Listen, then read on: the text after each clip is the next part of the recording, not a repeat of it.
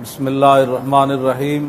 حضرت ثوبان اس حدیث پاک کے راوی ہیں۔ نبی علیہ السلام نے فرمایا میری امت میں 30 کذاب آئیں گے، ان میں سے ہر ایک یہ کہے گا، دعویٰ کرے گا کہ میں نبی ہوں، اور نبی علیہ السلام نے فرمایا کہ انا خاتم النبیین لا نبی بعدی، اور اس کا معنی اور مفہوم یہی ہے کہ نبی علیہ السلام کی تشریف آوری کے بعد نبوت اور رسالت کا دروازہ بند ہے۔ تا صبح قیامت پوری امت جان، مال، عزت، آبرو، سب کچھ ختم نبوت کی حفاظت کے لیے قربان کرنے کے لیے ہر وقت تیار ہے، اور نبی علیہ الصلوۃ والسلام کی ختم نبوت پر جان بھی قربان ہے۔ تاجدار ختم نبوت زندہ باد، زندہ باد، زندہ باد۔ لبیک یا رسول اللہ، لبیک یا رسول اللہ، لبیک یا رسول اللہ، لبیک یا رسول اللہ۔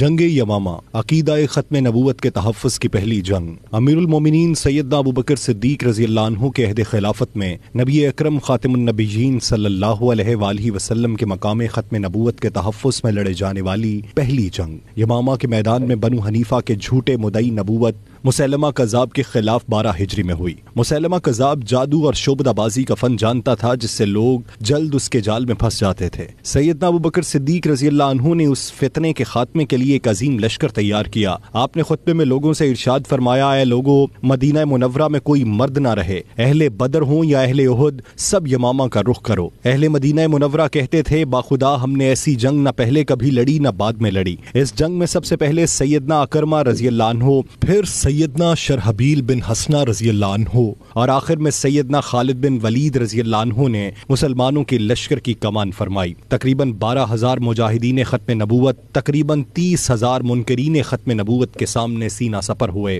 اس جنگ میں بنو حنیفہ کے باغ میں اتنا خون بہا کہ اسے حدیقۃ الموت کہا جانے لگا۔ اس باغ کی دیواریں قلعہ کی مثل اتنی بلند و بالا تھیں کہ ان میں کسی بھی طرف سے داخل ہونا تقریباً ناممکن تھا۔ سیدنا برہ بن مالک رضی اللہ عنہ نے ارشاد فرمایا، اے مسلمانوں، اب ایک ہی راستہ ہے، تم مجھے اٹھا کر اس قلعے میں پھینک دو، میں تمہارے لیے دروازہ کھولوں گا۔ آپ نے اس قلعے کی دیوار پہ کھڑے ہو کر منکرین ختم نبوت کے اس لشکر جرار کو دیکھا، اور پھر تنے تنہا اس قلعے میں چھلانگ لگا دی۔ آپ نے ہزاروں کے لشکر سے تنہا لڑتے ہوئے دروازہ کھول دیا، اور پھر مسلمانوں نے مسیلمہ کذاب سمیت 21,000 منکرین ختم نبوت کو کاٹ کے رکھ دیا۔ اس سے پہلے جتنی جنگیں ہوئیں، بدر، احد، خندق، خیبر اور موتا وغیرہ، ان تمام میں صرف 259 صحابہ کرام رضی اللہ عنہم شہید ہوئے، لیکن اس مارکہ تحفظ ختم نبوت میں 1200 مجاہدین اسلام نے جام شہادت نوش فرمایا۔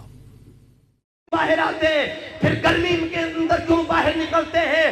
تو سنو، فاتح قادیان حضرت تاجدار گولڑا پیر سید مہر علی شاہ صاحب نے ملفوظات مہریہ کے صفحہ نمبر 117 اور 18 کے اندر لکھا، فرمایا رسول پاک کی ختم نبوت پر حملہ ہو جائے تو اس وقت غیرت مند وہ نہیں ہوتا جو حجرے میں بیٹھتا ہے، غیرت مند وہ ہوتا ہے جو میدان لگاتا ہے۔